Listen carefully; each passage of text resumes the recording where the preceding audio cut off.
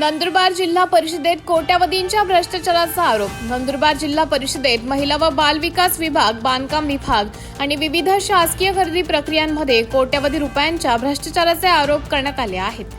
सामाजिक कार्यकर्ते, पत्रकार आणि विविध संघटनांच्या पदाधिकाऱ्यांनी मुख्य कार्यकारी अधिकारी नमन गोयल यांना निवेदन देत संबंधित अधिकारी, कर्मचारी व ठेकेदारांवर फौजदारी गुन्हे दाखल करण्याची मागणी केली आहे। निवेदनात अनाधिकृत प्रतिनियुक्त्या, पैसा भत्त्यावरील गैरव्यवहार, बांधकाम कामातील कथित भ्रष्टाचार, अंगणवाडी पोषण योजनेतील अनियमितता तसेच भांडे संच खरेदी निवेदनातील संगनमताचे आरोप करण्यात आले आहेत। चौकशी समितीचा अहवाल सादर होऊनही कार्यवाही न झाल्यास आरोप करत तात्काळ गुन्हे दाखल करावेत, अन्यथा तीव्र आंदोलन छेडण्यात येईल असा इशारा निवेदनकर्त्यांनी दिला आहे। दरम्यान या आरोपांबाबत जिल्हा परिषद प्रशासनाची अनधिकृत प्रतिक्रिया अद्याप समोर आलेली नाही।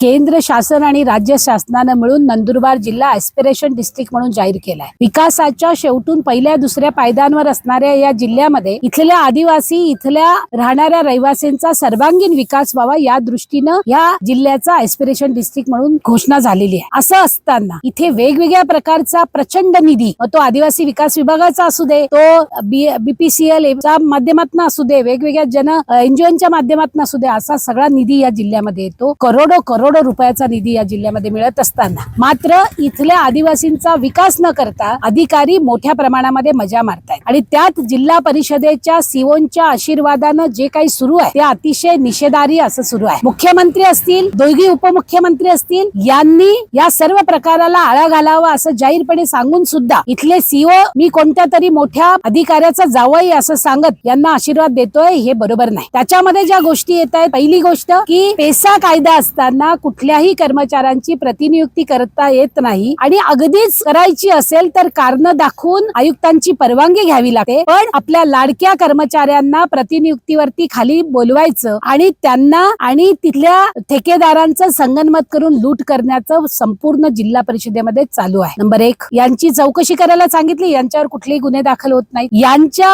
जे काही बंगले आहेत त्यांच्यावरती जे फर्निचर झालेलं आहे, जे बांधकाम झालंय, ज्याची दुरुस्ती झाली, त्याच्यावरही कोट्यावधी रुपयाची उधळण झालेली आहे। त्याच्यासाठी कुठल्याही प्रकारच्या आतापर्यंत तपासणी झालेली नाही, चौकशी झालेली नाही, मागणी करूनही त्याच्यावरती दखल दिली जात नाही। तिसरा जो मोठ्या प्रमाणामधला भ्रष्टाचार आहे तो म्हणजे महिला आणि बाल विकासचा, ज्याच्यामध्ये अंगणवाड्यांना दिले जाणारे भांडी जे आहेत त्या भांड्यांच्या संदर्भामध्ये ती जी एजन्सी आहे, ती जी NGO आहे, तिच्याकडे तसा कुठलाही अधिकार कागद नसताना सुद्धा त्यांना तो टेंडर देण्यात आलेला आहे। आणि सगळ्यात महत्वाचं, या जिल्ह्यामध्ये सिकल सेल, कुपोषण, अॅनेमिक महिला असं असताना सुद्धा त्यांच्यासाठी जे पूरक पोषक आहार दिलं जातं, जे सप्लिमेंट दिलं जातं, ते देणारी जी एजन्सी आहे ती निव्वळ बनावट आहे। तिच्यावरती ओझरमध्ये पोलीस स्टेशन मध्ये गुन्हा सुद्धा दाखल करण्यात आलेला आहे। असं असताना तिला ठेका देण्याचा आग्रह इथल्या महिला बालकल्याण यांचा डेप्टी सीओचा काय आहे आणि सीओचा त्याला का आशीर्वाद आहे, हा आमचा प्रश्न आहे। आणि त्यांनी जो आहार दिलेला आहे त्याच्यामध्ये शेंगदाणे दिलेले आहेत आणि हा निव्वळ फार मोठ्या प्रमाणाचा भ्रष्टाचार आहे, तोही पुरेसा कुठे दिलेला नाही। हे महायुती म्हणून आम्ही खपवून घेणार नाही, म्हणून लोकसंघर्ष मोर्चाच्या सोबत मी आज इथे त्यांच्या आंदोलनाला पाठिंबा द्यायला आली आहे।